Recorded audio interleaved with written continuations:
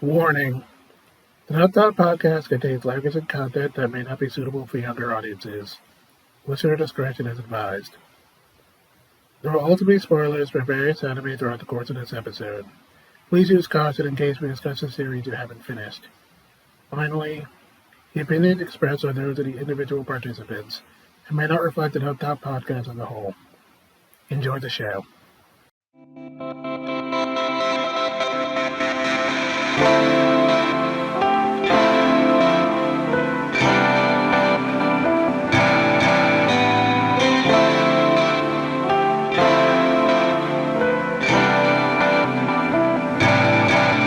Hello and welcome to Dub Talk, where a group of nerds come together to talk about the latest and greatest of the anime dubs. It's time, and we're here for another round of Over the Movies. Just, sit around, grab some popcorn, talk about some anime movies. We're here to have some good times, some nice summer vibes, frolicking in the nice summer snowstorms, getting to hang out at the good old summer steel mill, having very complicated, emotionally passionate, charged makeout sessions with girls that may or may not hate our guts. That's the spirit of summer, baby. Welcome back to Summer at the Movies, everybody.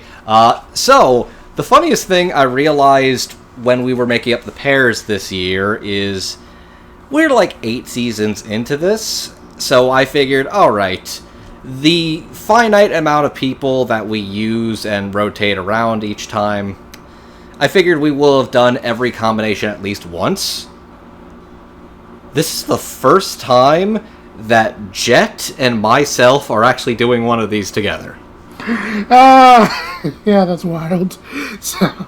Yeah, I'm Jet, and here with my buddy Andrew to talk about a very interesting little movie. Oh boy, is this one interesting. But it's one I was really curious to finally check out for a couple of reasons. So we're here to talk about Maboroshi, a film from MAPPA that got picked up by Netflix for exclusive streaming, and notably helmed by one Mari Okada. And if you've been around the block long enough, you probably do have a decent idea who Mari Okada is at this point. But if you don't, she's a pretty prolific person in the anime industry. Has a lot of writing credits on a lot of things, and has pretty recently got into directing her own stuff. This notably being the second film I think she's directed. Yes, this is her second feature film. Notably, her first one she helmed the whole concept and project for was Maquia, When the Promised Flower Blooms. A personal favorite of mine, one we covered on the Summer at the Movies several years ago. Recently checked, it was season 3. That's how long ago it was. But I adore Miss Okada's work, or Miss Okada-san's work, tremendously. I think she has a really good knack for adaptative work, but a lot of her original stories are some of my favorites in the anime game. Stuff like Anohana, the flower we saw that day, A Lull in the Sea. She worked on Mobile Suit Gundam Iron-Blooded Orphans, Kisniver. We don't talk about Kisniver, but you gotta have one flop. You gotta have one script in there somewhere, I guess. You know, God, that's one I want to talk about at some point. Also, Hisone and Masutan, and one of my personal favorites, O Maidens in Your Savage Season. So, this... You mentioned something else at the beginning of this, which I would like to get out of the way right now. There are 2 ways we can approach this discussion about the film Maboroshi. One of which is to approach this as a Mari Okada joint. Or, how you introduced this originally, a Studio Mappa project. Yeah. I definitely lean towards thinking this is an Okada thing than a Mappa thing. Here's why I want to specifically do that, because I think Studio Mappa does a lot of good work. They are involved and attached with a lot of big anime projects and things I really like and enjoy and all that stuff. That being said, Mappa really... How do I describe it? They didn't market this movie for shit. They announced Maboroshi at one of their Mappa events in like 2020 or 2021. Literal radio silence for 2 years, and then another one of those Mappa events in like June or July. They're like, hey, this movie still exists. It comes out in 3 months. Okay, yeah, I'm just double checking something, because I saw it on a Netflix page, and I'm not quite sure I believe it. Okay, because the Netflix page is promoting this as, like, Mappa's first feature-length film, and I'm like, okay, there's no way that's true. That is not true. That is actually a falsehood. Which, God, you want to talk about, like, poor advertising? So this got picked up by Netflix, which on the one hand, yay! That means that was guaranteed to get an English dub, which meant we could cover it on this show, which also meant it was going to be a union-produced project. Those are good things. Here's the problem. How many of you people have actually even seen, known, or even thought about this movie since it dropped on Netflix 6 months ago? I'm going to guess very, very little. Yep. And, like, look, Mappa does cool projects that I would love to talk about, and that a lot of people are big fans of. They are also kind of a shadow of their former glory in the sense that they are ever since the advent of Yuri on Ice, which, by the way, I really feel for the Ice adolescent fans. That shit sucks. Mm-hmm. The current era of Mappa is different from what it currently is, and when the president of Mappa has quite literally said, I want to spend money, time, and resources to speed run our reputation to make us look like Kyoto Animation and Ufotable, two studios who famously built up their staff, talent, and reputations, and like helped build that talent over a long period of time, is not the same as literally just throwing a bunch of money at a bunch of different IPs and creators from other studios. This is literally... The Maboroshi anime staff is almost verbatim the same team that worked on Maquia at PA Works. Yeah, let's be real, this is like 100% an Okada thing there. You can tell whatever involvement Mappa like actually had, or just had to like just glancing over things, making sure the production was going okay. They got to put their name on a feature film with Mari Okada and released it. Yeah, and just because I was curious, at least going off the A&N page, aside like if we're not counting franchise stuff like Garo or Jujutsu Kaisen, the only other original thing they've done before this was This Corner in the World, I think. In This Corner of the World, which I did forget. I forgot that was even a Mappa thing. Yeah, to be fair, that was the golden days of Mappa before the dark times came. So, yes. So here's the thing. Mappa is a studio that does a bunch of good stuff, and we're going to continue to want to talk about the things they do. They are also kind of like the poster child now for a lot of the things that are wrong with the current anime industry, and while I could spend this time shitting on Manabu Otsubuka as a CEO and call him a capitalist fuck. I'm not going to do that, and instead I want to do the opposite. Ignore the fact that this is a Studio Mappa project, and just completely zero in on the fact that this is Mari Okada, one of my favorite anime visionaries and creatives in the entire industry, and a woman, female-led director, creative, and visionary who has done the entire chain of command in the anime production pipeline, is a really interesting figure in it, and deserves to be uplifted when Mappa can do only the bare minimum. Yeah, so, that's it. Yeah, and while I have been going on about how this is like a very Okada film, honestly, even that's kind of undertalking. Like, this is like, if you take everything, this is like, if you take every Mari Okada thing up till now, this feels like the culmination of all of them. I can see what you mean by this, is that this has a little bit of everything you would expect from Okada's, how do I say, bag of tricks, favorite tropes, her little weird brain. Yeah, I feel like this is her just like, she dropped the weights. She has been training and biding her time for years. I will say this. I think, how do I describe this?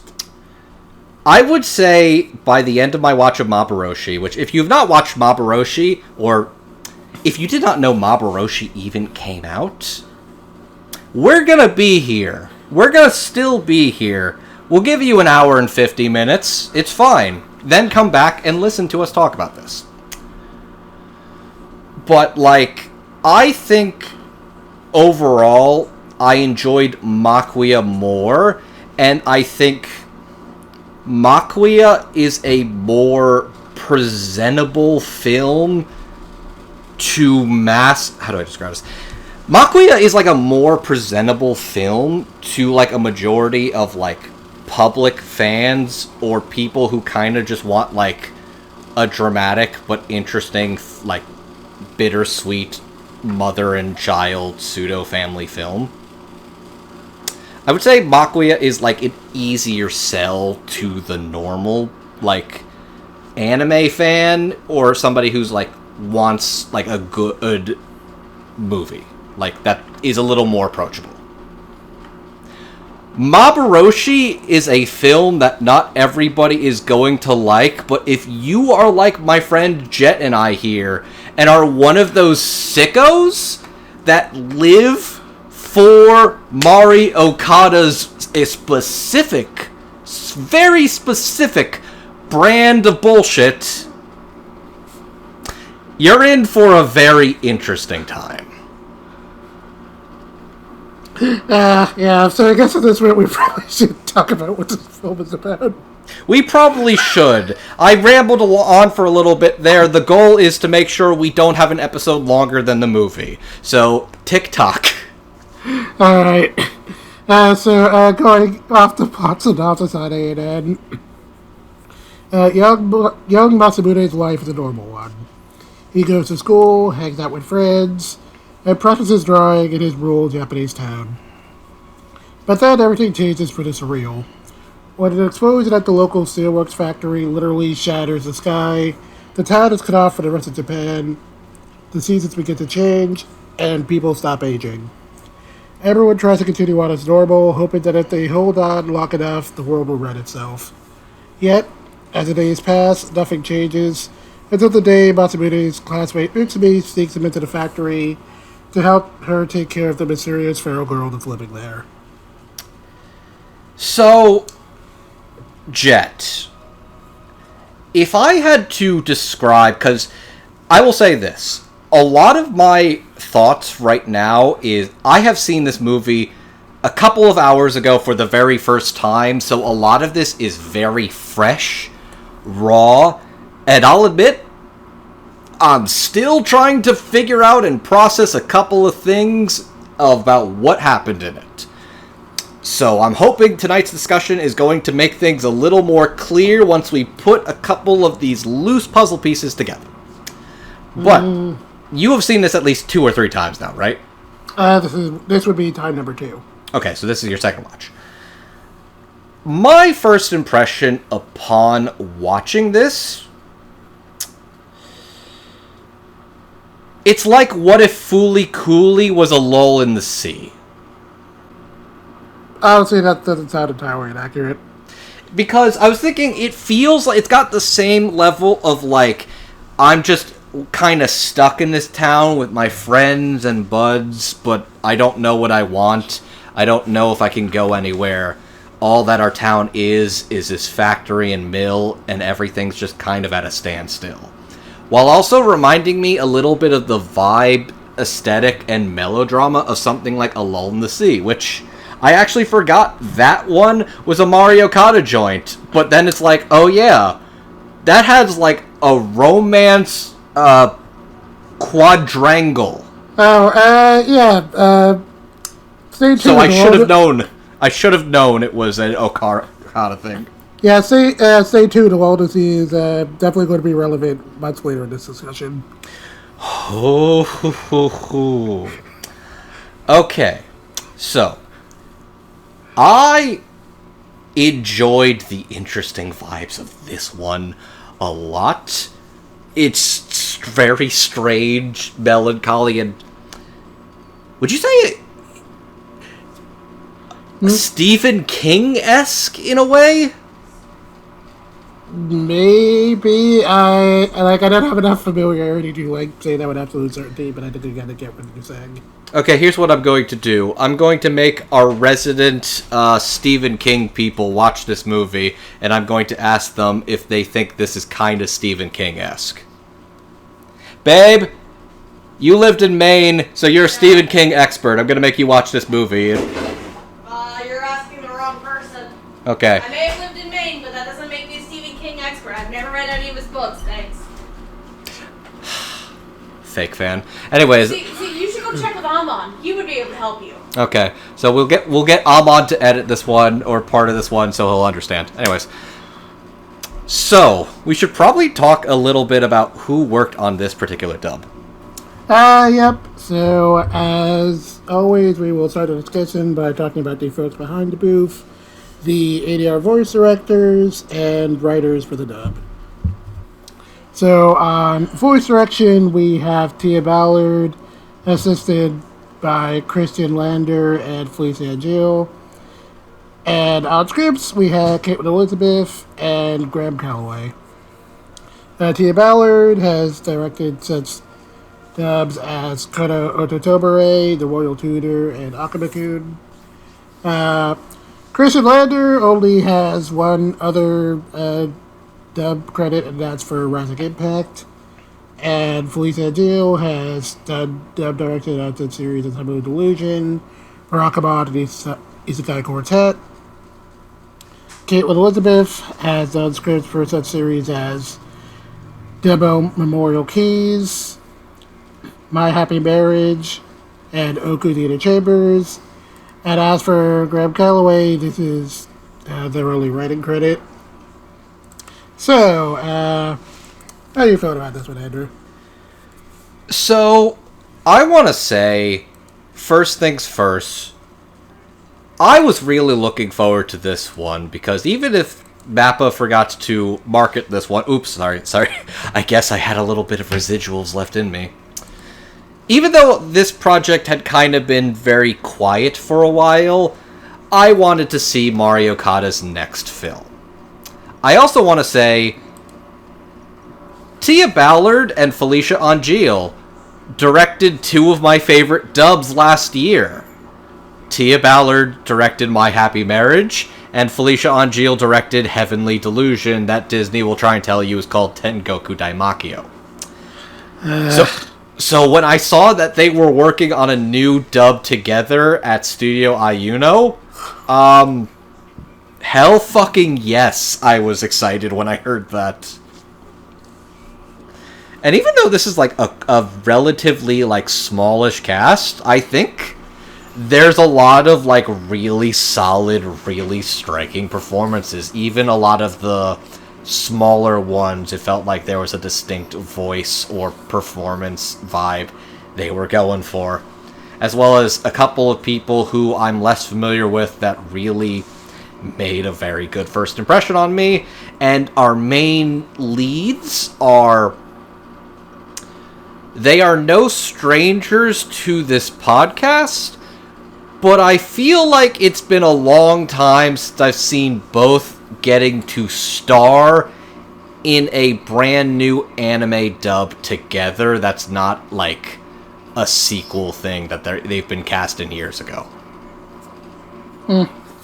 So that I thought was fun. But I also, shout outs to the casting director at Ayuno, Rachel Slotke, in that I could very much continue to tell that she is a former NYAV post staffer, because a lot of their projects lately do kind of feel like NYAV post stuff, in that you've got a lot of interesting people, a lot of veteran names, a lot of newer faces, and...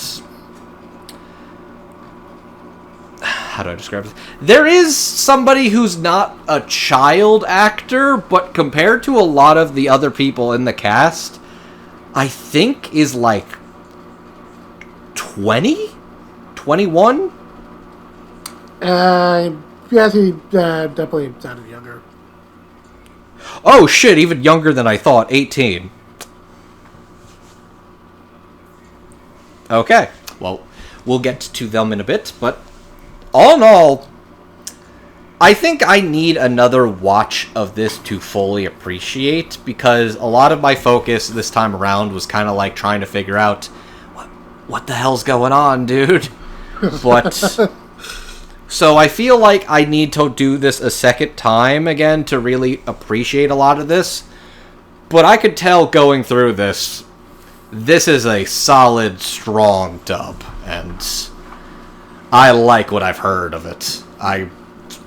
Fucking hell, I'm so glad that Tia's move to LA has let her direct some really, really good projects. And I hope she continues to get some really, really good projects.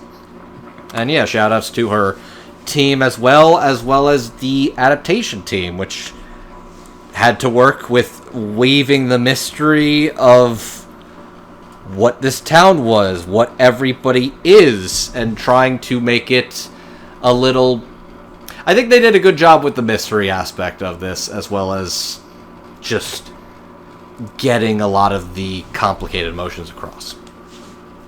Mm-hmm. I liked this a lot. I thought theater team did a really good job of making the whole thing come together really well. Being Mari Okada thing, there's a lot of melodrama, and that of course, means you're definitely going to need something with some really strong dramatic tops, and I think she did a really good job of directing the crew through all of that. Like, all the performances here sound appropriately, melodramatic, and doing a really good job of leading into the material. I felt that teenage angst. And you know what? How do I describe it? It's not always like the usual anime angst. It's like, these are kids in a hopeless situation who have given up on everything, that are trying to make it work just a little bit. While occasionally talking about how much they want to get off to the back of a girl's knee. And I'm like, that's such a specific fetish. And then the show was like, dude, that's such a weird specific fetish. And it's like, oh shit, they're in my brain now. On that note, I really do. I also really do like the script for this one. I feel like there's a good balance struck between, again, all the usual Mari Okada melodrama and kind of making the teenagers kind of sound like teenagers without going too over the top of that. I thought there was a good balance. Mm-hmm. Yeah. So, on the whole, I think on the technical front, everything sounds really good. So, good to get into the cast. Especially impressive because, this seems like a project that could have been a little hectic behind the scenes, but it it sounds like a pretty coherent, consistent product across the board, and it seems like there's a lot of good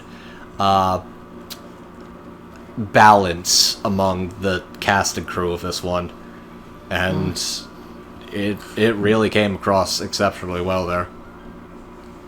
Yeah, I'd say so. I liked this. Continue to give Tia and Felicia your cool anime dubs. Alright, so on that note, I think we're good to start going into our cast. So first up, we're going to talk about some of the supporting characters. So we've got Mamoru Sakami, Tokimune Kikuri, Akimune Kikuri, Atsushi Nita, Daisuke Sasakura, Yatsunari Senba, Hinahara, and Yuko Sonobe. We would call this group the Lost Generation. I would say that for, like, the kids, maybe. The adults. For the kids. The adults are, interesting. Especially good old Mamoru Sagami. Yep. So Mamoru Sakami is Mutsumi's stepdad who ropes the town into his theory that the whole, like, weird time stasis they're stuck in is because they've incurred the wrath of the gods or something like that. While actually hiding the truth that they're all just kind of phantoms, and in essence, this dude is just kind of like a cult leader wannabe, like he really wants everyone to pay attention to him. It's kind of sad. It's basically a cult. That's basically what he kind of does. He kind of just seems like a dude who stumbles upon power because he's the only one who threw out a theory about what the hell's going on. Nobody else has any clue what's going on, so he basically just was the first one to shout out, "The gods have trapped us! We must continue to live this life as if nothing is going on, and the gods we will pass this test." And it's like, you don't know what you're doing. You look like you smoked whippets before you got on the stage right now, buddy. And that's the guy everybody's like, oh, he seems to be speaking some sense. He's literally just basically doing hard drugs on the stage right now, speaking nonsense like a manic madman, and that's the people they choose to follow in their time of need. I think my favorite bit is like like once a Rouge gets exposed, like all he has are a group of like maybe 2 or 3 guys who still follow him around. He basically gets a couple of old fucks and like the people who are very deep in the dark web. And that's like a group of 4. So that's very hilarious and very anyways, let's talk about the rest of these before, and then who plays them. Yep. So continuing, Akimune is Mitsume's father, who used to work in the factory alongside Mamoru and Tokimune until he mysteriously disappeared. Tokimune is Matsumone's uncle, who works alongside Mamoru as one of his assistants, and is secretly in love with Matsumone's mother. Secretly, I love how like Masamune immediately was like, "Oh, you want to get with my mom, don't you?" It's very much like, "I will throw the kickball with you, sport. How are you doing at school?" Same as ever. Yeah. He's trying. He's doing a good job. And then Akamune, who's... Tokimune and Akamune are very much like the blue-collar construction worker factory men types. In, like, the fact that they are kind of crass and not very book-smart, but you can tell do their best to be there for their family and try to take the reins whenever possible. Basically, they are the people that should actually be in charge, but they are never the ones in charge because they are humble. They are humble and think they will do it, they will step down for the greater good. And the guy who wants to be the greater good is the fucking insane guy who basically starts a pseudo-cult.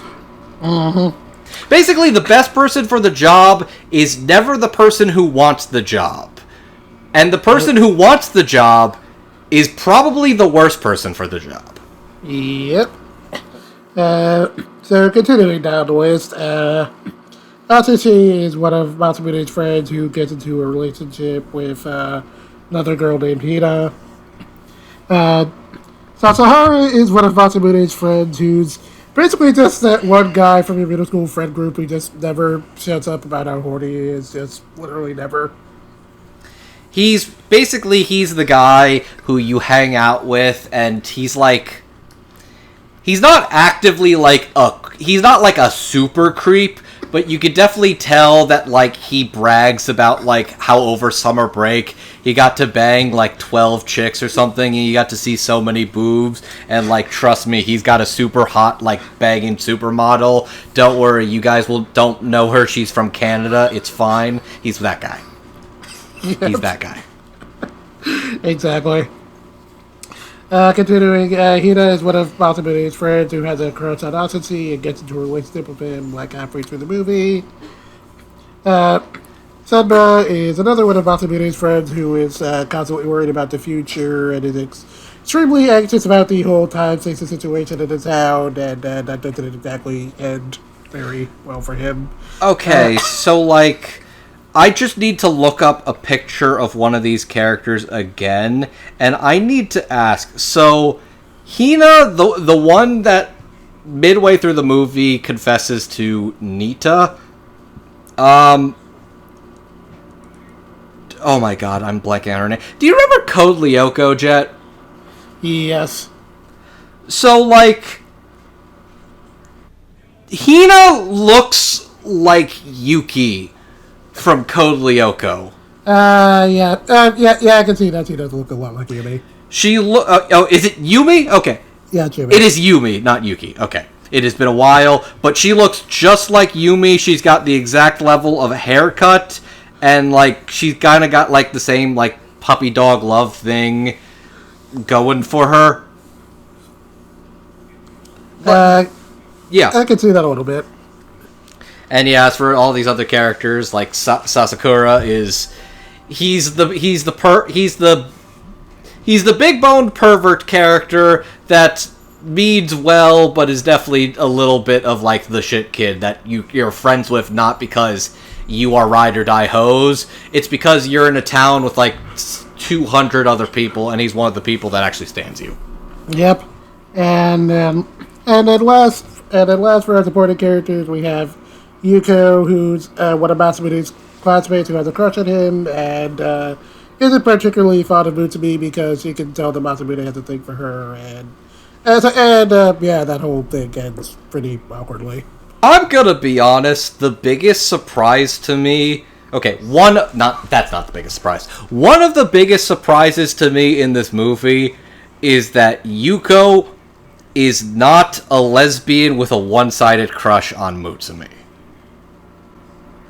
Okay, that is a weirdly specific thing that does come up more than once in a kind of thing. It is a weirdly specific thing that comes up more than once in a Mari Okada thing, but it's happened several times now. I don't know, I don't think she is, of that persuasion. I'm willing to at least bet that she is at least considered it. It is basically a theme that she likes to bring up a lot, is that it is very much like it has come up several times, but I legitimately was expecting her to be in love with Mutsumi. So when it turned out, oh no, she's actually into Masamune, I was genuinely surprised. I was like, you are rocking that closeted girl who doesn't have a chance energy. And that is a very specific Mari Okada trope. That's what I'm saying. This is a movie for the freaks like us who kind of know the playbook. Or at least wants the playbook kind of turned on their head. Or snorted. Either way, I would snort a lot of her filmography. Anyways, who plays these people? Okay, so, playing Mamoru, we have Andrew Kishino. Playing Tokimude, we have Isaac Robinson Smith. Playing Akamude, we have Robbie Damon. Playing Atsushi, we have David Arano Jr. For Sasakura, we have Jonathan Leon.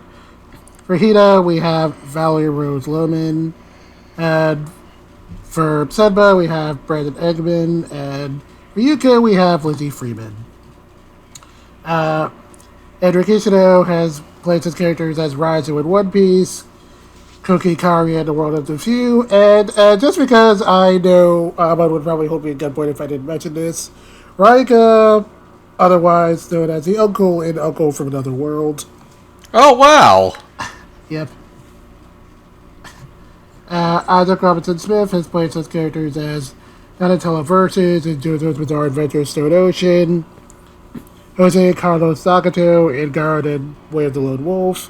And just because I found this one and it is kind of cursed, Adam in Voltron Legendary Defender.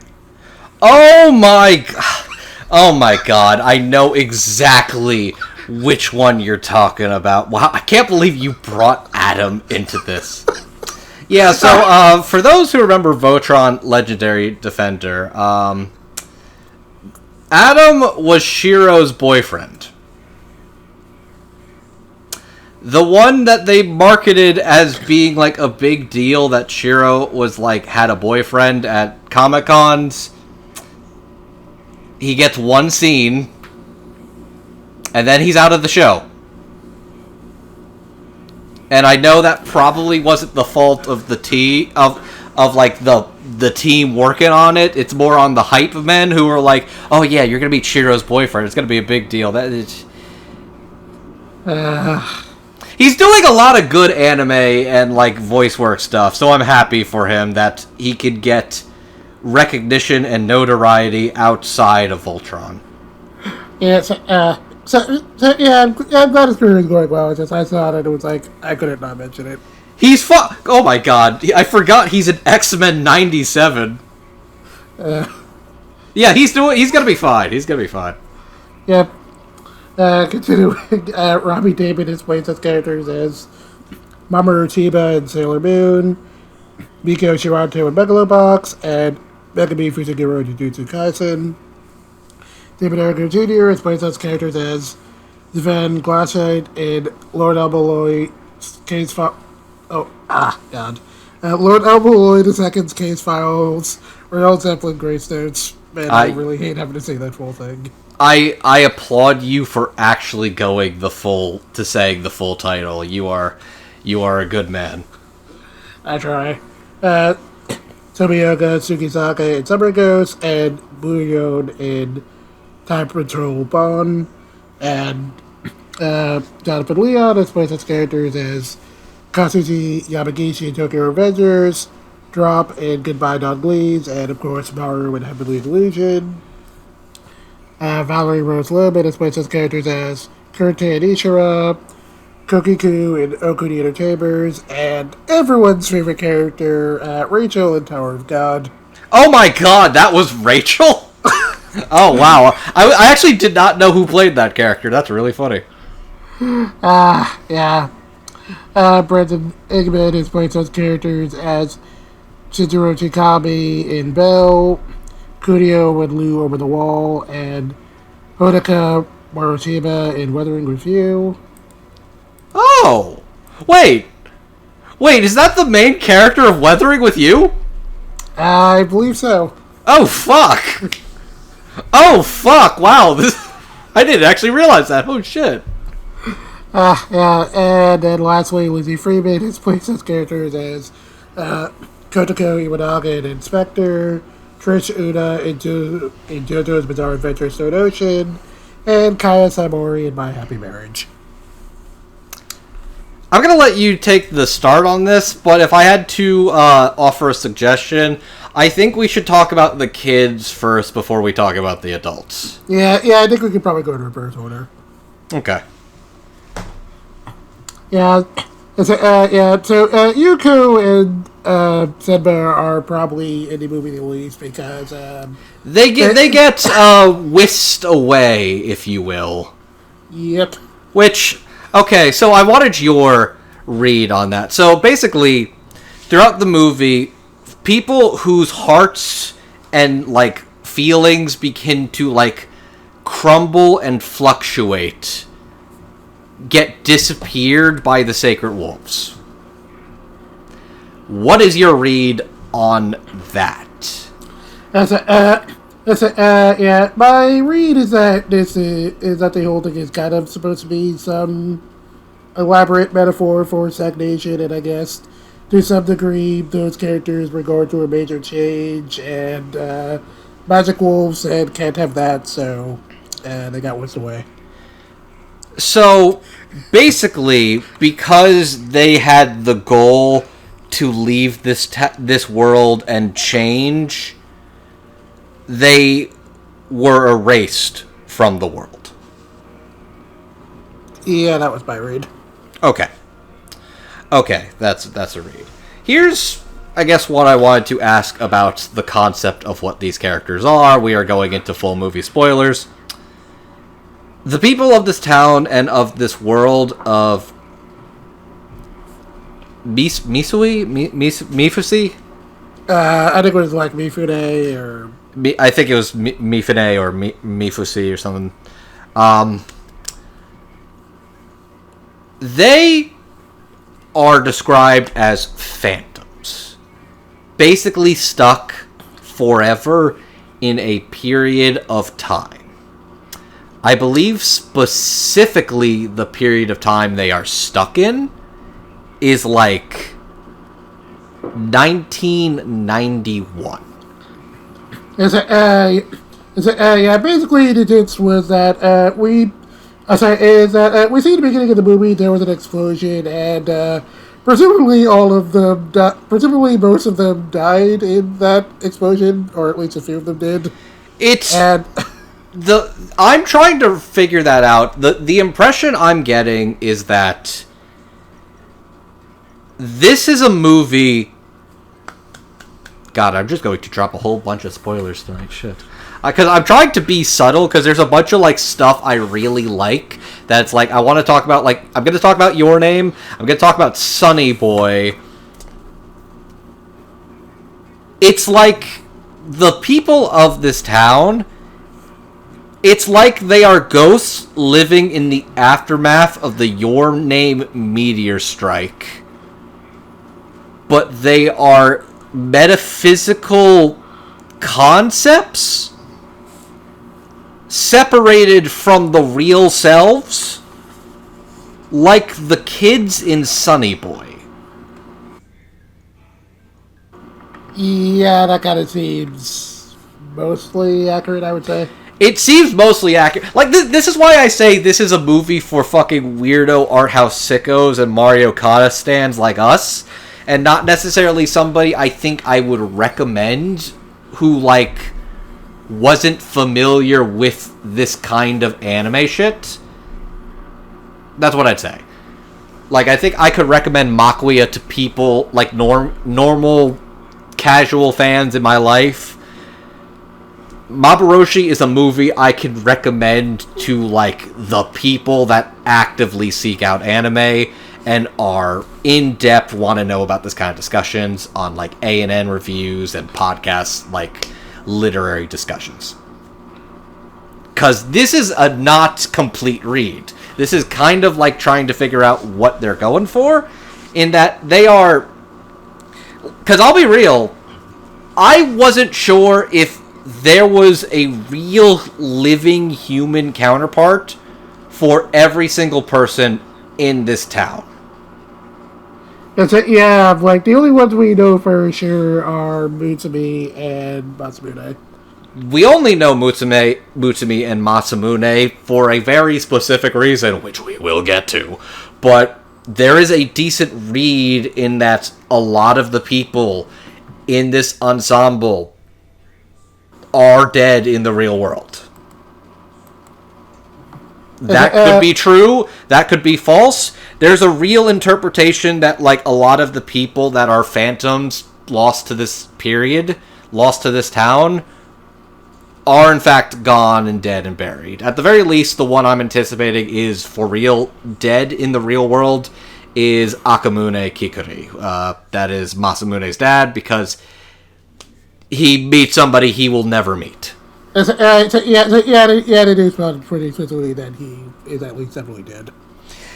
Bare minimum, a lot of the factory workers and people that were close to the explosion are presumed to be dead.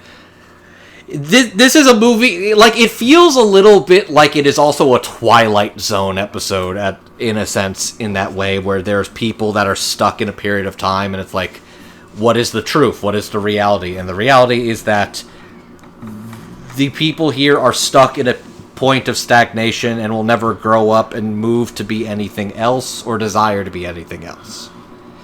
And I think the message of the movie they're kind of going for, staying quiet in your place, in your lane, is a slow, methodical death. Staying in a small town with no real dreams, goals, ambitions, or desire to push for yourself is a slow, methodical demise. And even though the people that are in this town, they are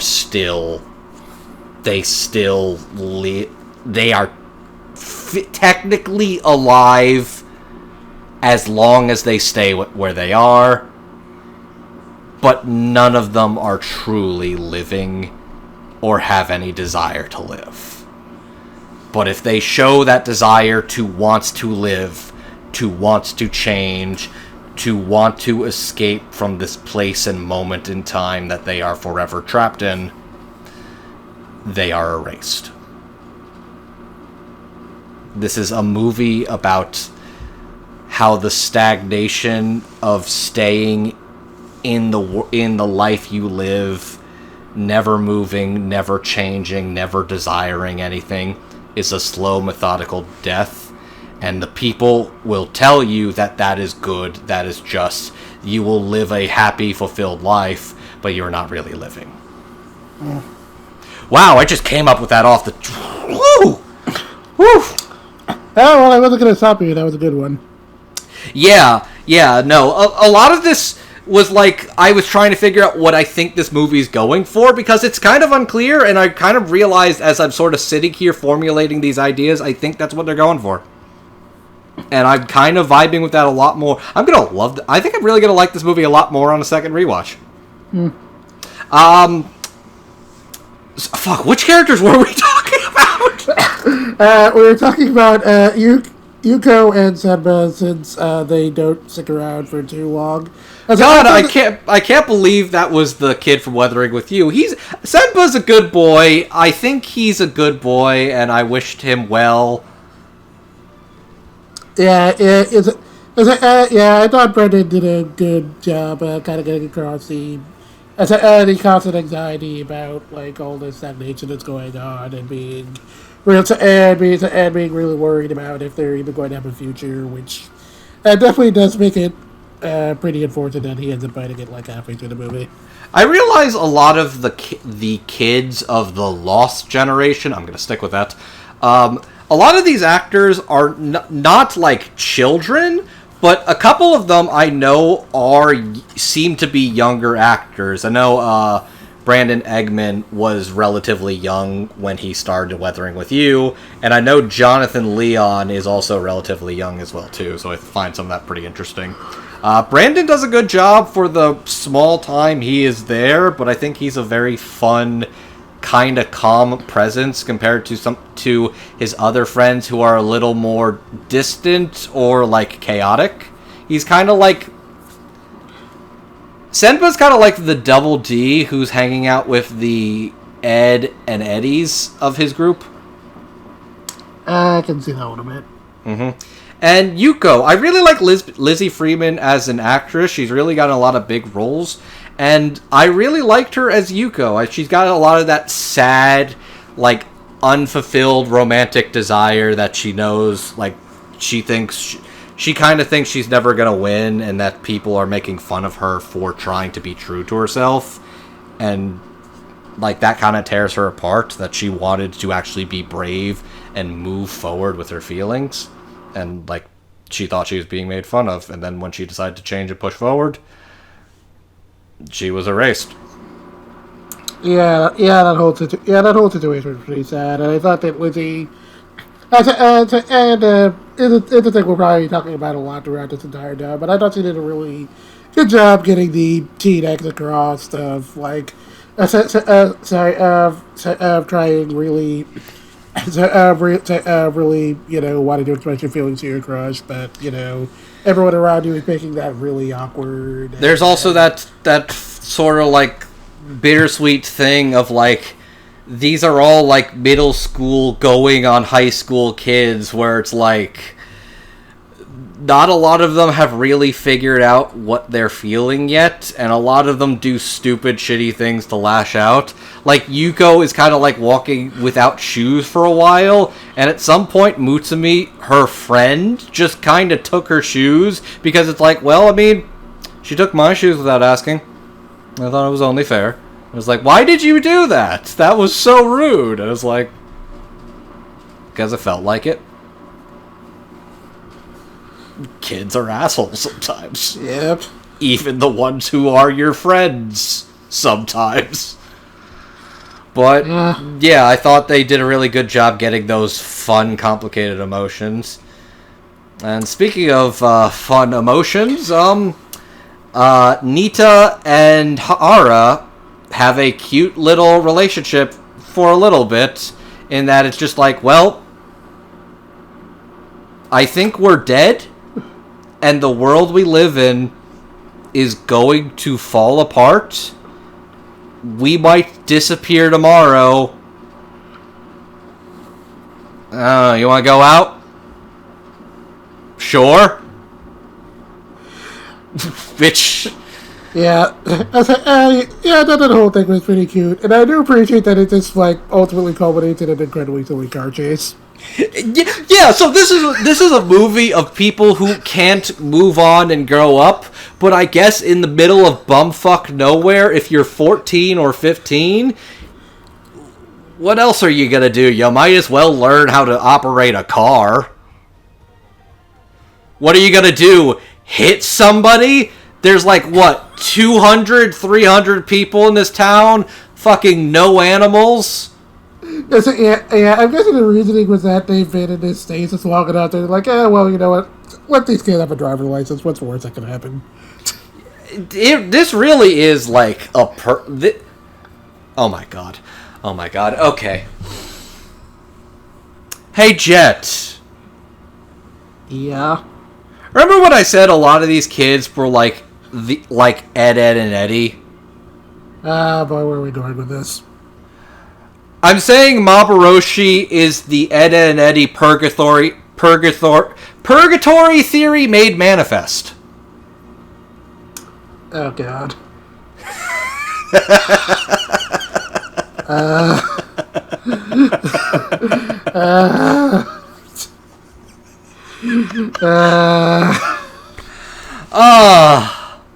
Yeah. Fuck. Man. Yeah, I thought David and Valerie did a good job getting. I love how you're trying to sandbag that, because otherwise you'll just be like, you fucking asshole.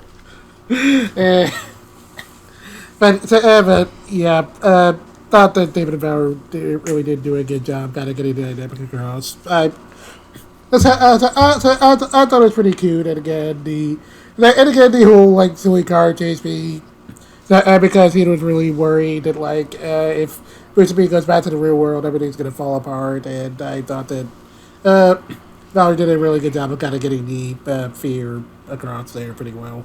The fear of like, am I going to hold on to these feelings forever and never get fulfilled? Just like, it's very real and valid, and I think I love how at some point it's like at the end of the movie, they take Itsumi because it's like, I don't want to lose this world. I want to keep my love life going. So I'm going to take her and you're not going to take her. And it's like, dude, you got to talk some sense into your girl. This shit's bananas. And it's like, I thought that was very cute. And then when they were trying to hold her hostage, like, they get in an accident, she goes in and is like, oh my god, please don't be dead, please don't be dead, please don't be dead. And then he kind of, like, grabs onto her. It's like, see, I'm fine. And she's like, oh, you're not fair. I'm like, oh, I thought that was cute. I did also like that, like, Hina was kind of the one to kind of help Itami to sort of understand the concept of love, and then, like, immediately got dunked on for saying it, like, the easiest way possible, which I thought was, like, a very teen thing to do. The very teenage thing is learning to be honest with yourself and your friends busting your balls. Which, speaking of, let's talk about Jonathan Leon as Sasakura, which, oh my god, I can't believe that's Maru talking about how much he wants to get off to a girl's knees. I mean, to be fair, that's not too far off from what Maru did. Okay, yeah, Maru's a little bit of a weird, pervy shit kid, too, but he's kind of like, I guess the context changes when you know he's kind of like the little shit kid brother. This is like, the context here changes because you know guys like this when you're in middle school or high school. And they are usually the guys that smell the worst in the locker room. Oh, absolutely. Look, they could be your friends too, but they could also be the dudes who, like, really need to take a fucking shower. Yeah, I thought the Jonathan did a really good job of kind of definitely getting across that kind of silly teen energy across really well. Just like, this kid is just such a dork. He's a very, like, obnoxious but needed bit of, like, levity. Like, I'd say he's a needed bit of levity, because he doesn't... I feel this movie uses him just enough. I feel like if this were, like, if this was longer than a movie, this is a character that they would use too much and kind of get a little bit insufferable. I feel because of the amount of time they have, and because of how Okada and her team prioritize what they need to focus on, I feel like Sasakura as a character and his shenanigans are there just enough to break the tension, but not destroy the tension. You keep with that. I gotta look up something really quick. Okay, I will let you look up your thing. I'm curious what you're looking up. I just need to look up a specific character name because I forgot what it was. Okay,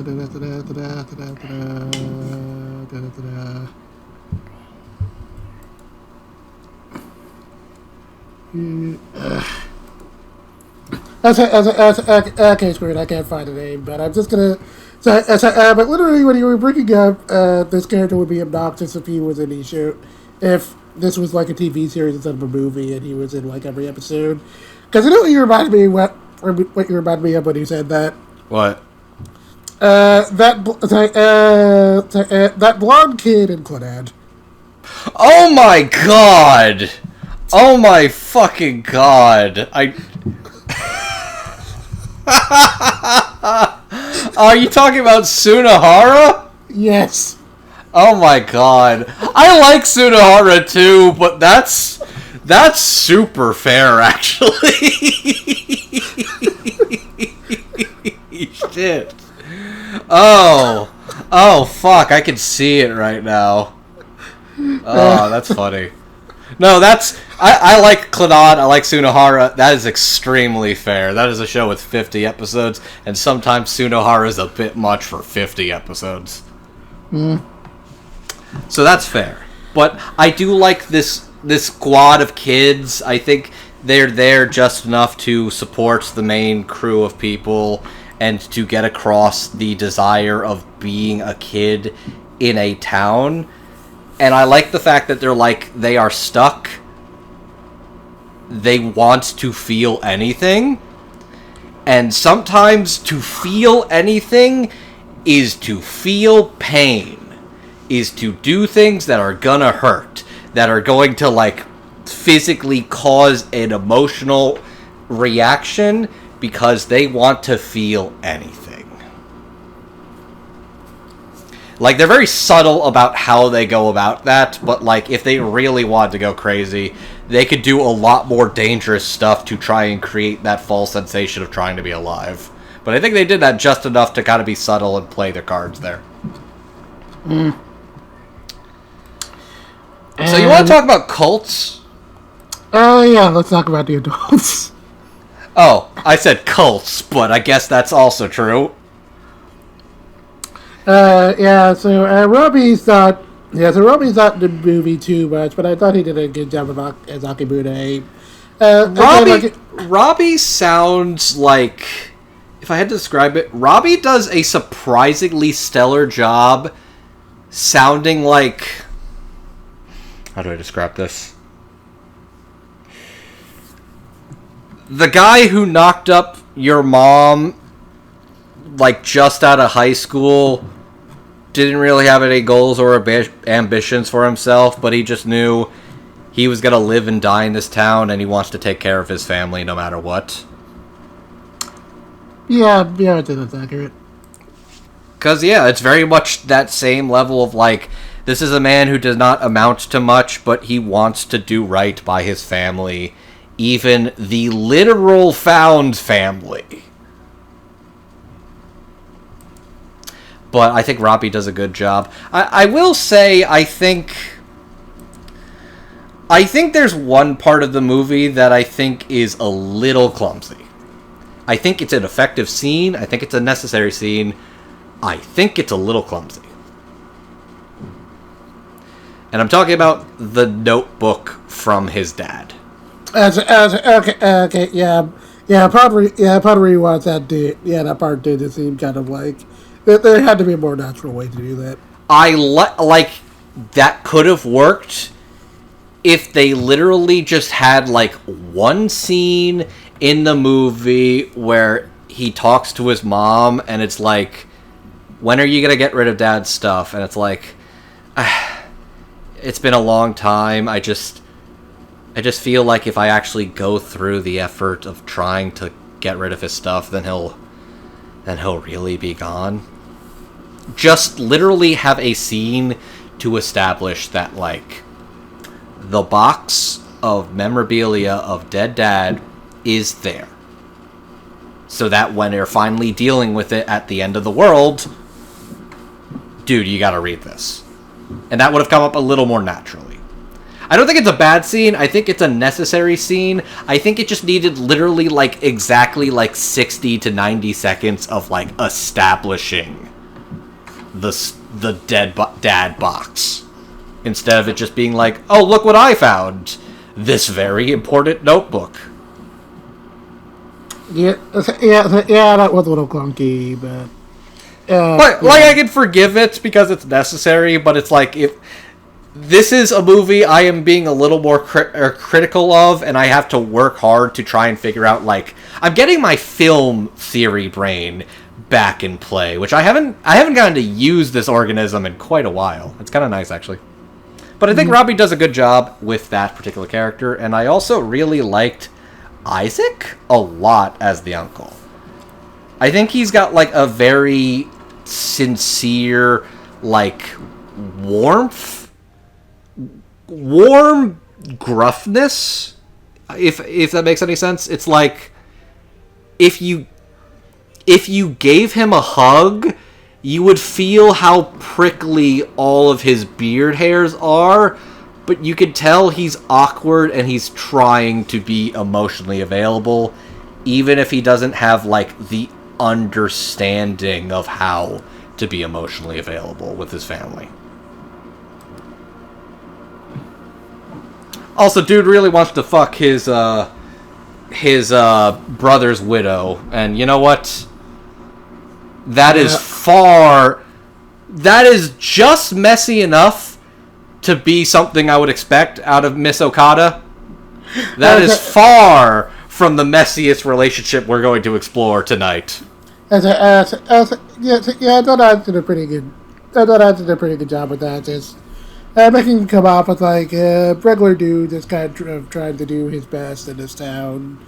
As I kind of make the best of a rough situation, do right by the family. Tokimune is basically the union rep that they deserve, but not the one that they get. Yeah. That's who Mamoru ends up being.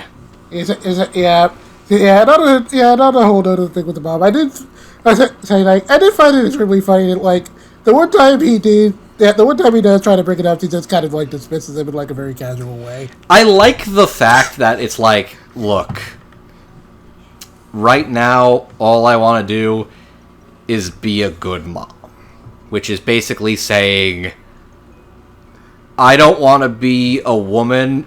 I don't want to be your woman. I want to be a mom and support my kid. And I'm like, you know what? That's a very real way to go about it. Basically shoot them down without having to actually have the conversation about feelings and wants and needs. It's just like, I'm going to help my kid. And I think that's all you really needed. So I thought that was neat. I really like Isaac. I thought he was a very, like, surprisingly good performance in this show, and I think he's definitely an actor I've seen pop up a lot more and really would like to hear in a lot more things. I think he's got like that gruff sincerity to him, and I think he's definitely a very like interesting actor that could really do a lot in some good dramatic roles. Yeah. And Andrew Kishino is a man who deserves to eat some golden fucking ham. Absolutely. So before we get too deep into this, I do want to make a correction to something I said earlier. I said he was the uncle and uncle from another world. That is incorrect. He was a different character in that show. Okay, that's perfectly. Okay, that sounds about right. I was gonna be like, when you mentioned that, I'm like, wait, was he the guy in Overwatch? Which that was the uncle in Overlord. That being said, I want this man to do more, like, more comedies, because this isn't really a funny character, but this is like, he does a really good job playing the shitty politician who basically just becomes a cult. Yeah, it's kind of funny, because, like, they mention, because around the time he's introduced and he's like going on, they do mention that he used to just be considered a town weirdo. So you can very much tell this is a guy who, like, before everything happened, he was just kind of a guy that clearly no one ever really thought of or gave much of time of day. And then, the moment he got, like, just a little silver power, it goes to his head, and he's, like, trying really hard to make everyone think he's important, and in a way, it's kind of sad, because, like, you can really tell this guy needs some friends, but, yeah. Basically, instead of getting friends, therapy, he became a politician. And you know what? We could use a little less people like him in authority and positions of power. Just saying. Oh, absolutely. But God, Andrew plays him with just that right shit-eating level of like, oh, you want to punch this bitch motherfucker out. And you can tell after a while he's just like, we're doing this because the gods demand it, and how dare you go against the gods? I know what we want. We need to keep this little girl as a prisoner in this factory because the gods demand it and said so. Oh, fuck. Nobody's listening to me. Oh, shit. Oh no. Come with me! I will make you all live forever in the afterlife! I need to marry this teenage girl! That means I can be the next coming of Jesus! I know what I'm talking about. Trust me. Now I'm going to put makeup and lipstick and a wedding dress on this 14, 15-year-old girl. Because that's what the gods so demanded for us and you and me. Yeah.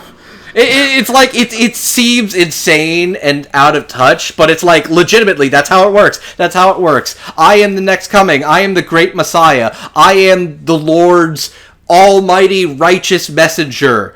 Follow me, I will give you everlasting life. Give me your children. I will make them perfect women for my penis. My favorite part of the whole like weird wedding dress thing was that when he starts going on about like he starts going on about Mutsumi's mother and all that. And it's sort of weird because the way he frames it, you can't tell if he's talking about Mutsumi's mom or Mutsumi herself, because, Mutsumi's in the room and, in a way, Mutsumi just shoots McGuire through that entire conversation. Yeah, I'm trying to read what was going on with that, where it's like, did you just get a woman out of convenience for the family? Or, what was happening there? Or were you the type of stepdad that wanted to do things? How do I describe it? They don't go far into Mutsumi and her relationship with her father. That being said, I've seen O Maidens, and if Miss Okada wanted to go very far and very uncomfortable with the power dynamics there, she fucking could've. Absolutely. She fucking could have, so if anything, she was holding restraint there. I also wasn't sure if he was jealous that, wait, did your dad think we were friends? Oh my god, were we friends? Did he like me? I was like, wait, were you about that life? What's going on? I mean, one thing I did notice during the second rewatch is that they do briefly mention something about him not particularly caring for women, so maybe... Oh my god! Oh my god! Oh my god! He's Death Note gay. That means that he's gay not because he likes men, he's gay because he hates women. I don't think that was... Jet, you know I'm right. You know that's Death Note gay. Or that's especially light Yagami gay. Yeah, I'm laughing because I know you're correct. See, that's the problem, Jet. You want to tell me I'm wrong. You want to tell me I'm full of shit. The problem is, you know me too well, and you know I have a point. In any other instance, I would be trying to fight you on this, but no, you actually are absolutely correct on this one. So yes, it is very possible he is Death Note gay. But oh my god, Andrew Kishino is this perfect hammy, evil, shitty loser of a man, and he's a very good antagonist, and he's very compelling to watch, and he's very charismatic and pathetic at the same time, and that's exactly what this character needed. I think he does a great job. I want to hear Andrew Kishino and more things. Yeah, absolutely bang up job. And with that, I think we're good to move on to our main characters of the evening. I think we're going to fail my goal of trying to get a shorter than the movie episode. I'm very sorry. It's okay. This is a lot. This is a lot, and, I have a lot... I'll be honest, I'm realizing the more I'm talking about this, the more I'm realizing I like this movie. Yeah, it is definitely a very interesting movie to talk about. I realized I didn't know if I actually loved this movie, or if I thought it was just kind of okay. I'm realizing it is pretty good. It's just not exactly what I'd recommend to people outside of my anime circles. So let's talk about our main characters. Yep, so we've got Itsumi, Masamune Kikuri, and Mutsumi Sagami. So, Itsumi is a mysterious girl who Mamoru believes was sent by the gods, and has kept her locked up for years in order to prevent the town from disappearing, which causes her to have the mental maturity of a little kid and kind of be a little feral child. In reality, she's actually Masamune Mutsumi's daughter from the real world who somehow fell to the phantom world as a little girl and ends up falling in love with Masamune, which starts causing the fandom world to collapse, and it's all very weird and fruity, and I was just clapping like a seal when I heard that entire twist. I was gonna say, I was waiting for the drop where you're like, what was the moment in this movie that you were literally like, Mari Okada, you mad motherfucker, I applaud you for even having the balls. And now I understand why. She made Memma Chibi Usa.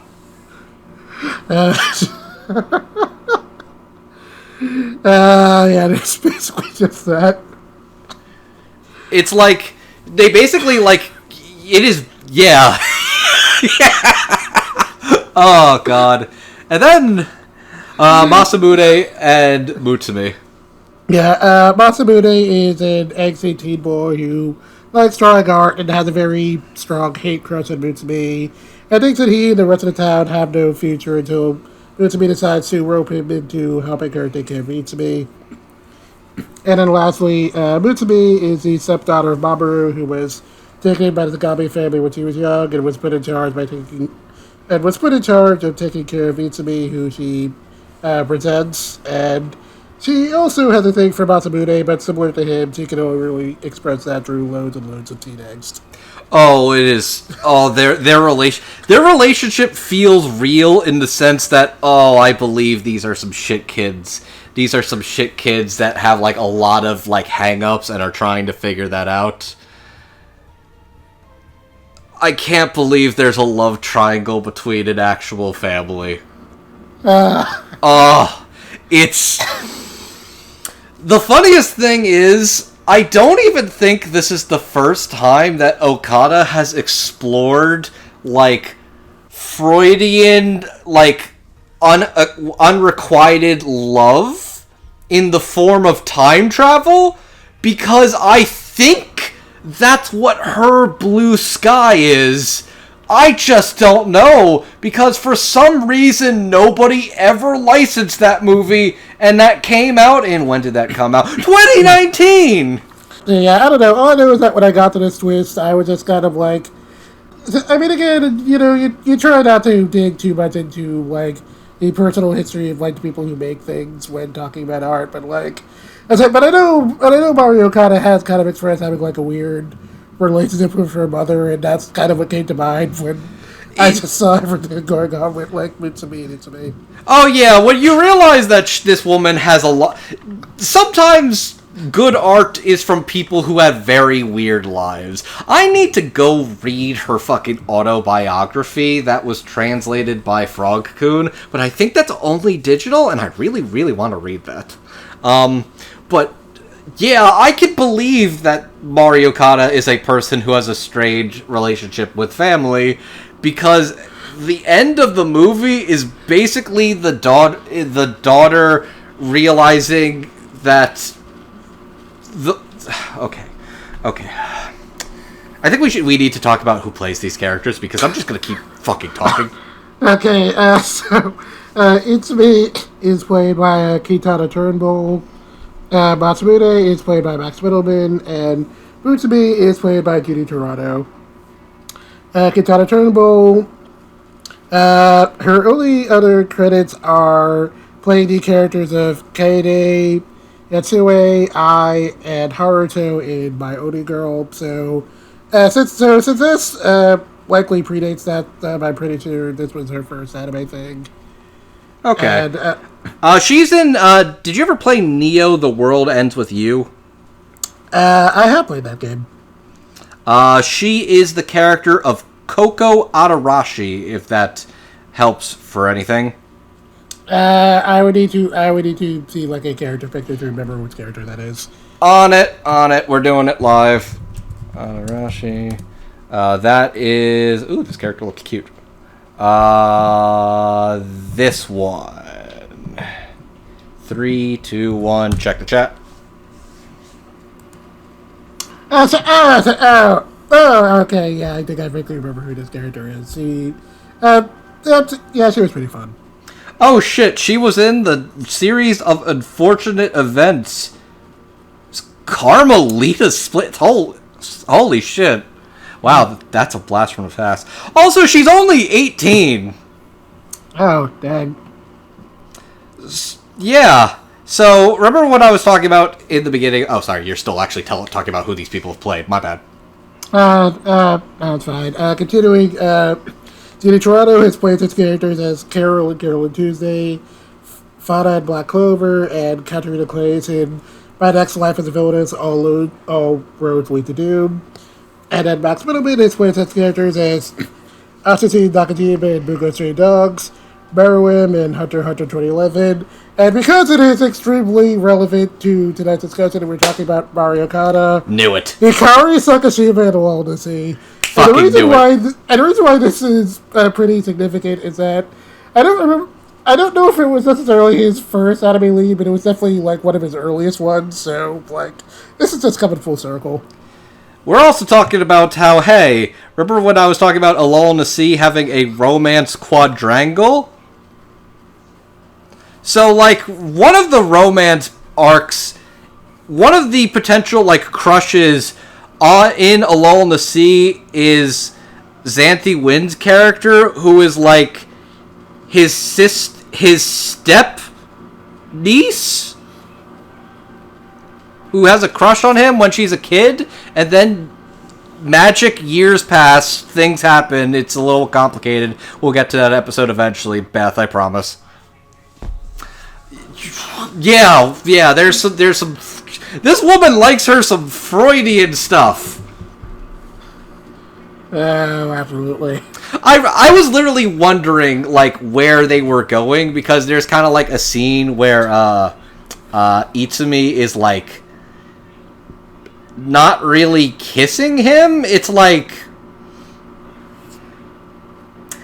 if your puppy is cheering you up after a long bad day and is just kind of jumping up all over you and like licking your face. Yeah. And I was like, that's a little strange. This feels a little strange, but the guy's talking about how he feels warm and loved in a way that doesn't hurt. And I'm like, that's kind of the first moment of, like, something's up here that they drop, is that it is a love, but it is not, like, the love that hurts. The love that hurts is basically romantic attachment love.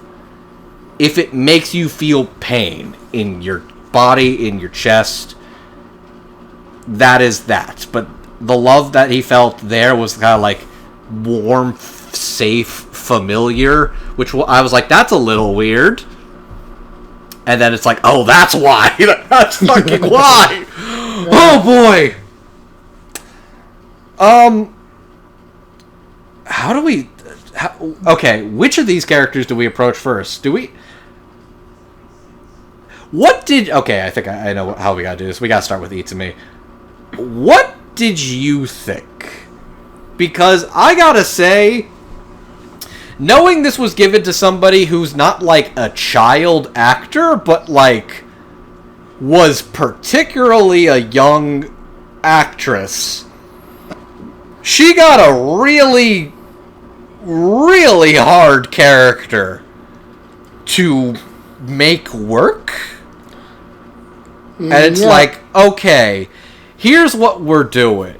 This is the Moe poster girl who is not the Moe poster girl where she's like not cute, like, oh, like she's not calling him Oni-chan. She's not like being like, it's not like I like you or anything. She's not being Moe. She is literally acting like a fucking wild animal. So what if we made this cute poster anime girl and we literally made her act like a fucking girl that they found in the jungle? Yeah, and credit where it's due, I thought Kitana did a good job with that. She did a really good job for what, frankly, could have been fucking terrible. Oh, Yeah, there definitely is. And, like, I don't want it to sound like I think Kitana could have done a bad job because she was inexperienced. No, I'm saying this is a hard character to fucking make work. There's definitely a scenario in which I can imagine a performance from, like, anyone where this would sound, like, really awkward or kind of wooden or just weird. Like, I think it sounds awkward, but I think it doesn't sound... It's committed. They commit to... This is a feral fucking child that is trying to understand love, attachment, emotions, and abandonment, all while being, like, a fucking super being that can make or break reality. That's not easy. And that's even harder to make sound good. And to Kitana and Tia and their team's credit, they actually accomplished that surprisingly well.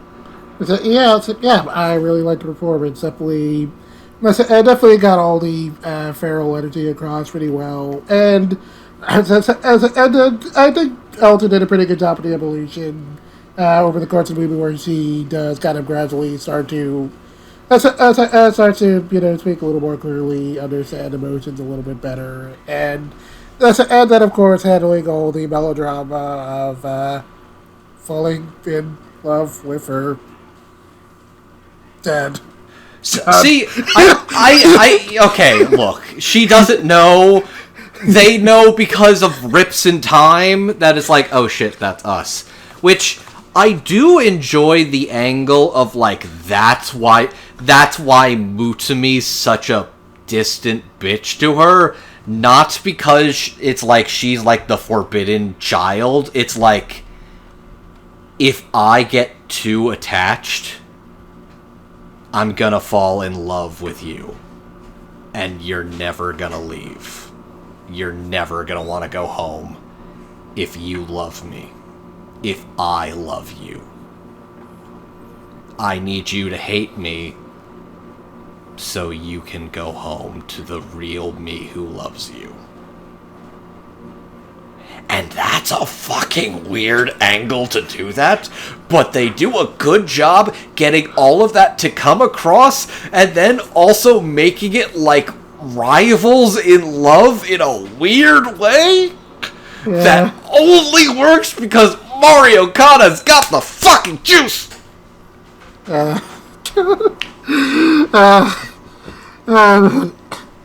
Which, speaking of got the juice, you know what I gotta say? This is a lot less horny than I thought it was gonna be.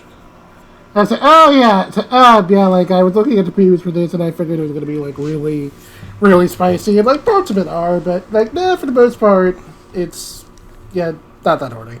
Yeah, the first trailers of this movie is, like, Mutsumi, like, flashing somebody, and then them kind of, like, crawling on top of each other, and it's like, I thought this was gonna be, like, spicy shit. It's surprisingly, like, the spiciest thing is the kiss in the snow, which, credit where it's due, and major, major props to both Max Middleman and Jeannie Torado. The passion, the tension, the intimacy, the need, the want, that's the good stuff. I've said this before on stuff like B-Stars and My Dress-Up Darling and the case study of Vanitas. Women writers actually understand the good fucking, like, elements to make passion and intimacy work. And boy, does it come across in that scene. That was actually, like, pretty good. Like, ooh, there's the passion. There's the sauce. Speaking of which, Jenny's performance has moved to me. I really like it a lot. It's like really. I feel like you don't really kind of. I feel like this particular brand of like mean teenage girls is something you see in one anime, which like I don't really appreciate seeing it here because it does feel very real. I feel like how do I describe this? I feel like if I told you this was an anime, I'd say, well, duh, it's an anime, it was made in Japan. But the vibe of the drama, I'd say, like, the supernatural stuff feels very Stephen King. But I'd feel like the teenage stuff is a lot closer to, like... I'm not gonna say HBO, and I'm not gonna say CW. I'm trying to find the balance between HBO and CW, and I think I'm landing on ABC Family? I mean, I was almost going to say Netflix drama, but that actually does seem like going too much in the other direction. I was gonna say Netflix drama is like that's a little close to the HBO spectrum, but CW's a little bit in like the fucking cheese ball shit of like you're talking your Supernaturals, you're talking like your Riverdales, where it's like this is stuff that's fun to watch, but these are not real teenagers. Like, these feel like real teenagers, but not in, like, these kids are horny and fucking all the time. It's like... It feels like a reasonable TV 14, like, television soap opera written by somebody who understands how messy it is to be a teenager instead of an adult who kind of has an idea of what teenagers are like. That's how I would describe Mari Okada's approach to the lead characters in particular. God, Jeannie's great. Jeannie's great. Like, I love Max Middleman. I love Jeannie Torado. I love getting to talk about them in a new thing where they are very different characters than a lot of their other stuff. Like I said, Jeannie is kind of like that weird bitch that's got a lot of chips on her shoulder, but you can tell she's kind of learning to fall in love and become emotionally available with this weird guy. Yeah. And one thing I find like really interesting throughout the movie, and I also appreciate how well Jeannie does. It's like it's just a very specific brand of denial Mitsubi's going on throughout the entire film, where like where it's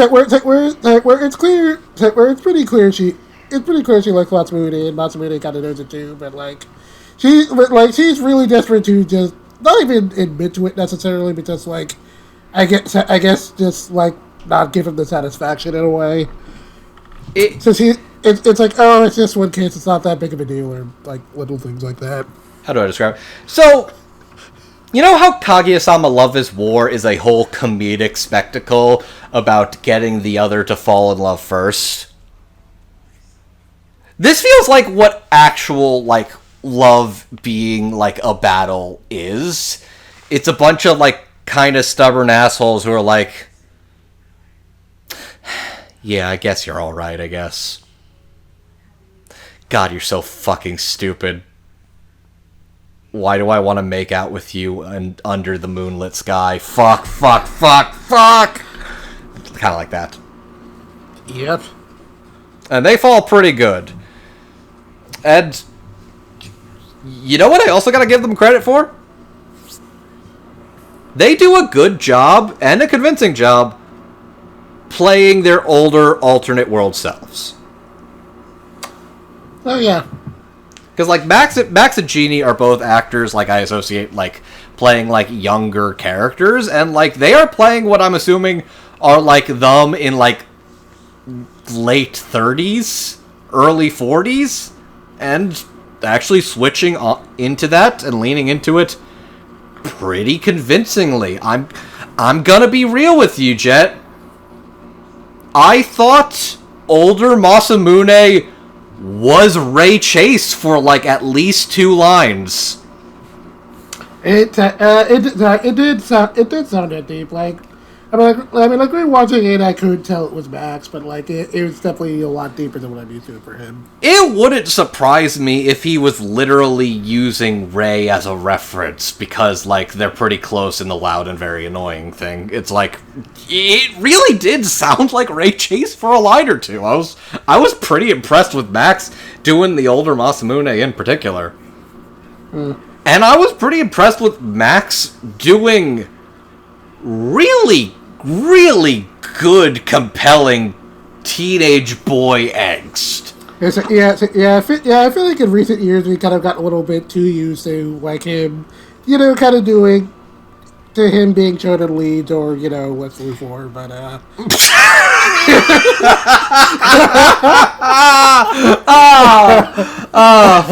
Okay. You know what? I wasn't even gonna bring that up. I'm glad you brought that up. Fucking My Adventures with Superman is great, people. But Max Middleman's a really good actor, and he's both him and Genie have been making it very big for them lately, doing a lot of animation, video game stuff. But you know what? Anime is a very hard particular medium that no easy person can just master overnight. And you know what? Maboroshi and these two as the compelling, angsty, teenage, messy romance reminded me, oh yeah, God, they still got it. God, they still got it, and they're still really good at this. Yeah. I really do like Max's performance. Again, I got a really good job with the T-Dex, especially with everything with his relationship with Mitsumi, where he starts off the movie just going on about how much he hates her, and just really, really trying hard not to admit his feelings, and just being really angry with himself for how he feels. It's just it's such perfect T-Dex.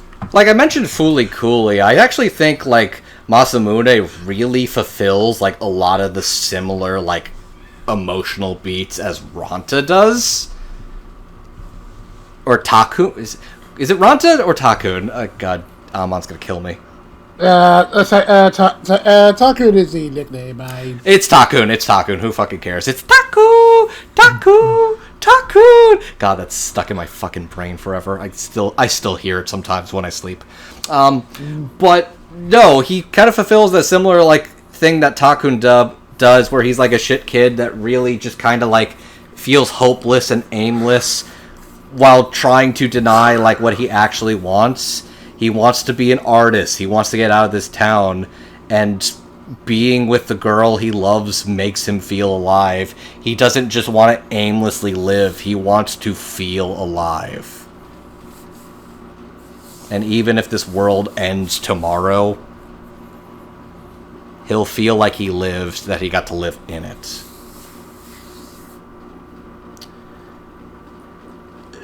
So and fucking no, Max and Genie genuinely I think Max and Genie are I know they're good actors, but these are the kind of roles that reminded me, damn, they still fucking got it, man. Really, really strong dramatic drops in this one. Really, really strong, angsty, dramatic drops from a director, writer, creative that I absolutely respect and adore. And was it Saki? It was Saki Kikari. That's who Itsumi actually is. Yep. Kitana Turnbull is has an unbelievable amount of respect for me for what I could say is an unbelievably hard role that she was given. Not only is dubbing hard, having to make your cute anime girl sound like a fucking feral, emotional Tarzan wreck is not easy. So, she did all that really well, and did all that while making it, while doing a pretty believable kid voice. It was really impressive. It was really impressive, and at the end of the movie, she actually gets to talk like a normal person because she gets to go back home. I thought she also did a good job with the older Itsumi. Which, yeah, no, I think it is a good interpretation that the majority of this town are indeed the departed ghosts kind of stuck in purgatory. Yeah, because when Itsuki goes to the factory at the end of the movie, like, like there are a bunch of like signs posted up, kind of like saying like it is a memorial. Yeah, it's a memorial. It is straight up a memorial. These were the memories and loved ones of those who are forced to carry on without them. So, like, it's unclear if everybody from that movie is dead. At least you know Mutsumi and Masamune. It's sort of bittersweet that you know Masamune and Mutsume got out, but it's clear that they are not happy throughout that movie. Not only did they lose their daughter, they are living with the regrets, and I think honestly the trauma of having to be the ones to carry on without all the people they knew and loved growing up. And like, I hope this family can still be there for each other when times are tough as the future goes on, because I really do like these characters. I hope Masamune got to be an illustrator going up. I hope Mutsumi gets some peace of mind and got to be a little more honest and available with herself. And yeah, one little touch I did like towards the end of the movie with older Itsuki, we do see. I don't remember who was like in the factory if it was something she had on her, but we do see a picture that was like clearly drawn by Masamune of like her and Mutsumi, and I thought that was cute.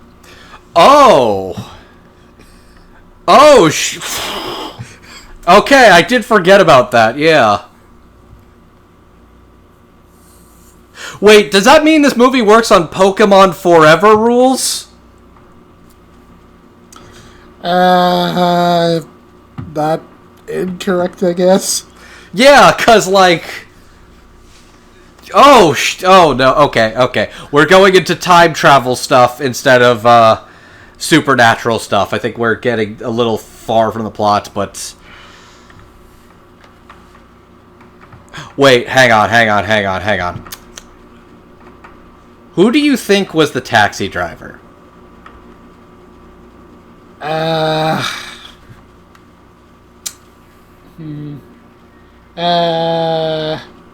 got nothing on that one. I think that was Jonathan Leon's character. I think that was Sasakura. That seems reasonable. He's an older gentleman. He's a little portly, but I think that's my interpretation is that kid at least got out. But you kind of don't know who survived because they don't give you the here's everybody who made it like at the end of your name. It's kind of up to interpretation, and I think legitimately there is a lot of people in that movie who are dead and will finally be set free now that they have the courage and desire to move on in the world that's going to finally let them move on. Alright, so I guess with that, we're going to move into final thoughts. So, I started this recording not knowing if I liked this movie. I have finished this recording realizing I actually really like this movie. I also had a pretty good time with this movie. I didn't know what to expect the first time I saw it, but I was just like really, I was really impressed with just how like unabashedly Mari Okada it was. Just like all the melodrama, all the like weird, fruity and stuff. Like it's a very odd movie, but it is incredibly compelling. It's such an odd movie. It's such a strange movie, but she got to make something that was unabashedly her. And I think if you, as a creative in the anime industry, can get the work to show off your style and people can tell it's you, then that means you have a very strong, striking, creative voice and vision. And I love her stuff. I'm glad that under the circumstances it came out. I hate the fact that a lot of people don't know about this one compared to a lot of her other works. And I hope if you manage to make it through this entire episode, that this helped convince you to watch Maboroshi. I also want to give a shout out to Ayuno, Tia Ballard, Rachel Slotke, Felicia Angel, and the entire team that worked on this one.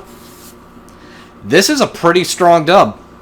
This is a pretty strong cast. It's got a lot of people that I'm less familiar with that I've now suddenly become really big fans of their work. And really reminded me of a couple of strong titans in the voice acting industry that I'm really glad got to show off their creative, dramatic dubbing chops. Yeah, I was really impressed with the dub for this one too. Really good cast selection. Definitely a nice solid mix of veterans and some not necessarily newer people, but definitely some lesser known folks. And that was a pretty good blend, and like everyone sounded really great. I thought the rest of the crew did a really great job putting the whole thing together. Really well done. And again, as we've been going on about, this is a very interesting movie in general, and it's absolutely worth seeing. It's one of those things where it's like, I cannot promise this is a movie somebody is going to like when they see it. Like, I don't think it is as easy to recommend this one compared to some other stuff that Mari Okada has worked on. But at the same time, fuck it, sometimes you just need that weird art house thing that just really resonates with you either way. Yeah, it's not an easy thing to recommend, but I feel like it is something you should see at least once. If you enjoy previous Mari Okada outings, I think you at least deserve yourself at least one watch of this. If you like it, dislike it, it's a valid approach, but I think this is unquestionably a mark of her work, and by God, I hope she continues to do more work with the Maquia team. But it doesn't necessarily have to be at MAPPA, just saying.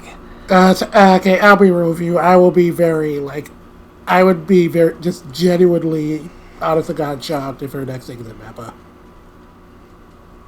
Same. Because let's be real. If there's one thing MAPPA's got to get if there's one thing MAPPA has got to get a reputation for over the last couple of years besides the working conditions, it's the turnover rate with talent.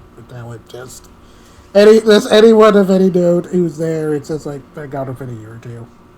Yeah, so all in all, thank you, Mari Okada, and your team at the Maboroshi. You made a movie that really resonated with me a lot the more I talked about it. Shout outs to the dub of this one, and shout outs to our lovely Dub Talk fans, friends, and all of you beautiful people. It's a pleasure. We are literally officially about to hit the length of the movie. We didn't quite make it, but this one's close. I'll consider it a win. Yep. So that would more or less wrap things up. If you'd like to watch Maboroshi, as of this recording, only on Netflix, maybe you'll get a home video release someday, but probably not for a while. Anime Limited, please.